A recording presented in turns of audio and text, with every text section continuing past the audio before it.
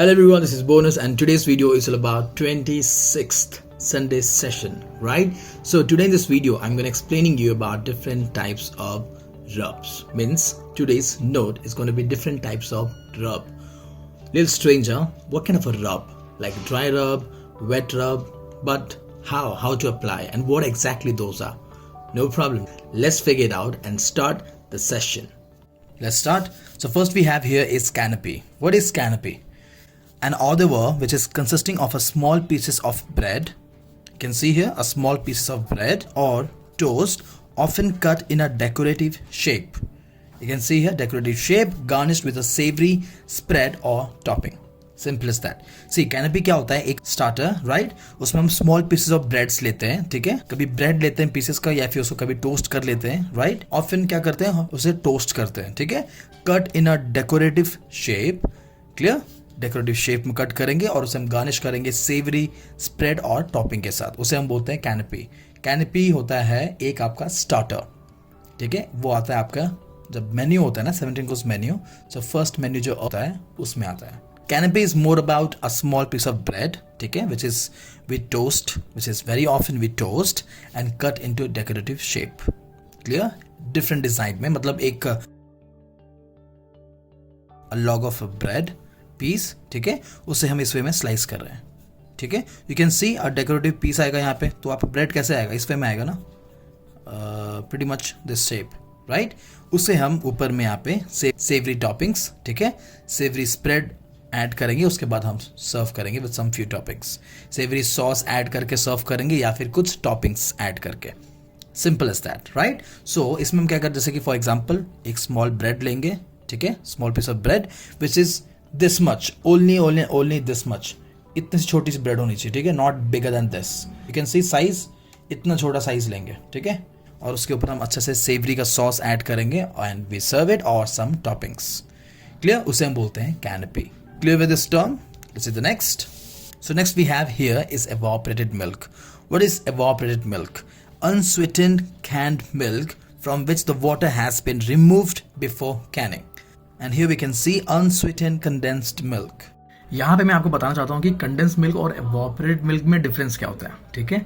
देखो जैसे कि इसको थोड़ा मैं रिफाइन करना चाहता हूँ जैसे कि आपको अच्छे से समझ में आए, राइट. सो एवोपरेटेड मिल्क जो होता है वो हम दूध को सिमर करके 60% वाटर एवोपरेट कर देते हैं, तो वो क्या थिक और क्रीमी बन जाता है, ठीक है. उससे क्या होता है, वो आपका एवोपरेटेड मिल्क रेडी होता है. उससे आपका एवोपरेटेड मिल्क इज रेडी, ठीक है. उसमें यदि हम शुगर ऐड कर देते हैं तो वो हो जाता है आपका condense milk. Simple as that. So ये था इसका दोनों का डिफरेंस, ठीक है, कि एवोपरेटेड मिल्क क्या होता है और कंडेंस मिल्क क्या होता है. I hope you guys now clear with this, right. एक और चीज ऐड करूंगा मैं यहाँ पे कि ये प्रोसेस करते क्यों थे, क्योंकि पहले टाइम में क्या था, फ्रिज वगैरह नहीं था, ठीक है, तो प्रिजर्व करना बहुत मुश्किल होता था. मिल्क को संभाल के रखना बहुत मुश्किल होता था, राइट, क्योंकि बहुत जल्दी खराब हो जाता है, मीन्स स्पॉइल जल्दी हो जाता है. इसीलिए इसी वे में मिल्क को प्रिजर्व करते थे, ठीक है. पहले उसको अच्छे से एवोपरेट कर दे 60% वाटर, और जैसे कि अच्छा सा कैल्शियम वो हमेशा खा सके. तो ये था इसका रीजन एवोपरेटेड मिल्क का, राइट. वाटर कंटेंट होता है मिल्क में, कितना परसेंट होता है मिल्क में? पानी. मैंने बताया था आपको, है ना. उसका जो लिंक है मैंने ऑलरेडी शेयर किया हुआ है मेरे डिस्क्रिप्शन में, और ये आपका क्लियर रहेगा ना. एक सिंपल सा मिल्क का आपको यदि क्लियर रहेगा ना, कितना परसेंट पानी रहता है, कितना परसेंट फैट होता है ना, वो सब चीज़ें आप समझ जाओगे ना, तो उससे क्या होगा, आपको ईजी होगा कि आप मिल्क का बेस समझ लिए तो आप मिल्क प्रोडक्ट का जो भी चीज़ें होगा ना आपको ईजिली समझ में आएगा, क्योंकि आपको मिल्क क्लियर है, क्योंकि आपका जो मिल्क का जो कॉन्सेप्ट है वो क्लियर है, कितना परसेंट. तो आप इजीली इसको कैलकुलेट कर सकते हो कि अच्छा ठीक है कंडेंस मिल्क है, ओके वाटर हट गया जी, वो कम हो रहा है, मतलब समझ सकते हो कि कंडेंस मिल्क एक आपका टिन बनाने के लिए कितना ज़्यादा लीटर ऑफ मिल्क लग रहा होगा. इसको समझना इज़ वेरी इंपॉर्टेंट, ठीक है. तो ये आपका है बेस. ये समझ जाएंगे तो मिल्क का प्रोडक्ट जितना भी रहेगा ना आपको ईजी होगा समझने में. Easy to calculate, easy to understand कि कितना क्या लगता होगा. क्लियर है? Clear with this? This is the next. So next we have here is lox. What is this? Little strange, हाँ, काफ़ी नया लग रहा ना ये, but I am telling you, ये आपने सुना होगा. Refers to a salmon cured in a salt sugar rub or brine. Clear? That means salt cured salmon.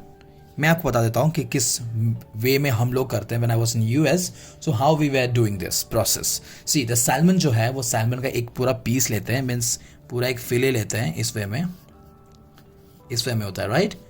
ये उसका हेड जो यहाँ से निकला हुआ रहता है, this is the piece, right, this is the salmon place. So इसे हम क्या करते हैं कि इसे हम अच्छे से सॉल्ट में पहले इसको हम पूरी तरह कवर करके इसको रख देते हैं रेफ्रिजरेटर में, ठीक है। तो ये क्या करता है कि जितना मॉइस्चर होता है ना वो निकाल देता है फिश का। उसके बाद क्या करते हैं, उसके बाद हम स्मोक यूज करते हैं, मीन्स क्योर करते हैं, उसका प्रोसेस फिर वहाँ स्टार्ट होता है। तो इसका एक्चुअली बहुत सारे प्रोसेस होते हैं। कभी आप बोल सकते हैं brine, you know, like salt solution. Then again we have a rub, right, different kind of rubs we have a salt sugar rub, then we have different kind of fresh herbs which generally rub with it, right. It will depend on you कि कौन सा flavour आपको चाहिए, उसके हिसाब से हम उसको क्या करते हैं, उसको हम फिश के साथ रब करते हैं, ठीक है, जैसे कि उसका जो फ्लेवर है वो फिश में आ जाए, ठीक है। उसे हम बोलते हैं lox. For example here salt cured salmon, जैसे मैंने बताया था आपको उसी तरह, ठीक है। We cover the salmon with salt, then we keep the salmon in the refrigerator for कम से कम 24 आवर्स, ठीक है। उसके बाद निकाल देते हैं, तो इसका जो पूरा पानी होता है, मीन्स जो मॉइस्चर होता है, इसका जितना भी मॉइस्चर होता है फिश का वो पूरे निकल जाते हैं, ठीक है। उसके बाद जब हम इसको क्योर करते हैं, वाओ, जस्ट डिलिशियस, क्लियर। सो लॉक्स मतलब क्या होता है, इट्स ऑल अबाउट क्योरिंग, ठीक है, इट्स अबाउट क्योर्ड विथ रब और ब्राइन, ठीक है। सो this is all about locks, guys, clear with this. Let's see the next, we have pan gravy, a sauce made by a deglazing pan dripping from a roast and combine them in a roux or other starch to additional stock. Pan gravy क्या होता है? Let me tell you, a sauce which is made by deglazing pan. You know what is deglazing pan? जैसे कि मैंने एक chicken breast cook किया in a pan, ठीक है, cooked a chicken breast in a pan. Then जो left over होता है थोड़ा सा नीचे लगा रहता है पैन में, है ना, उसको जब हम कुछ फ्लेवर लिक्विड के साथ ऐड करके उससे सॉस बनाते हैं, उसे हम बोलते हैं pan gravy, means deglazing pan, clear. So dripped from a roasted, can see dripping from the roasted, या कुछ आप रोस्ट कर रहे हो, उसका जो लिक्विड रहता है, लिक्विड से जो हम सॉस बनाते हैं उस प्रोसेस को हम बोलते हैं डीग्लेजिंग पैन, बट वो जो सॉस होता है उसको हम बोलते हैं पैन ग्रेवी।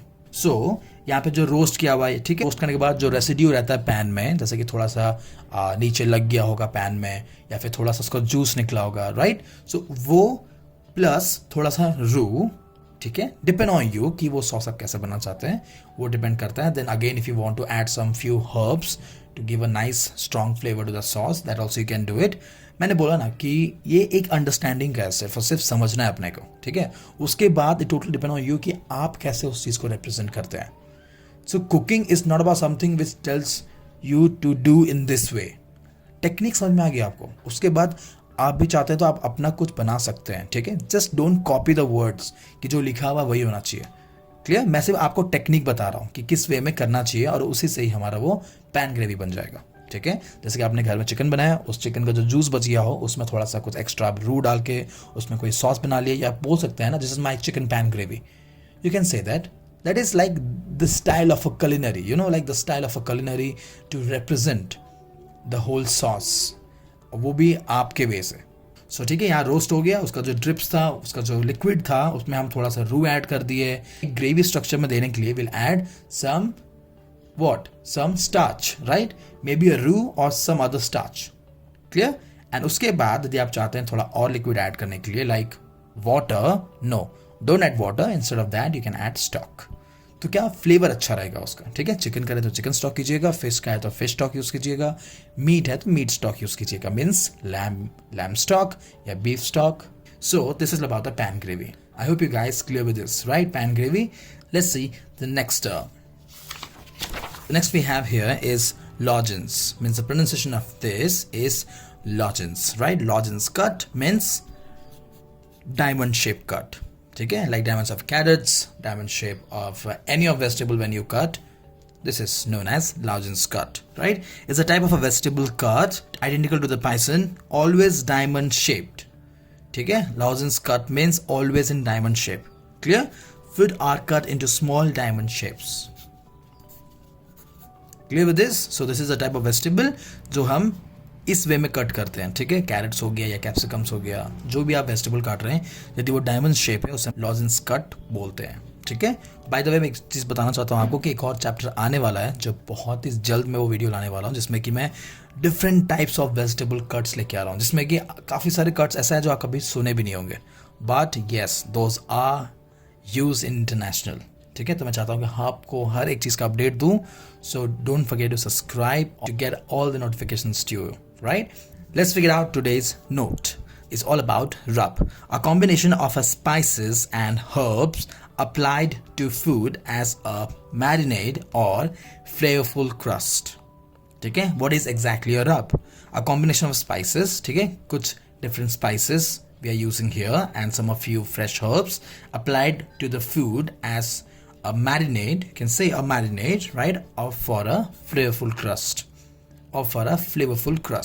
राइट, सो एक कॉम्बिनेशन ऑफ स्पाइसेस है, कुछ मसाले और फ्रेश हर्ब्स हम यूज़ करेंगे, राइट? जैसे कि हम वो फूड में अप्लाई करेंगे, जैसे कि नॉर्मली आप बोल सकते हैं चिकन को हम मैरिनेट करके रखते हैं ना फ्रिज में काफ़ी टाइम तक का, जैसे कि आज मैरिनेट करें और कल खाएं, वही सेम चीज़ यहाँ पे बोल रहा है कि अ कॉम्बिनेशन ऑफ स्पाइसेस और हर्ब्स, ठीक है, अ कॉम्बिनेशन ऑफ मसाले और थोड़ा सा fresh herbs apply to food, ठीक है, which is apply to the food, जैसे कि फूड में ले लीजिए चिकन, ठीक है, apply to the chicken as marinade or for the flavorful crust.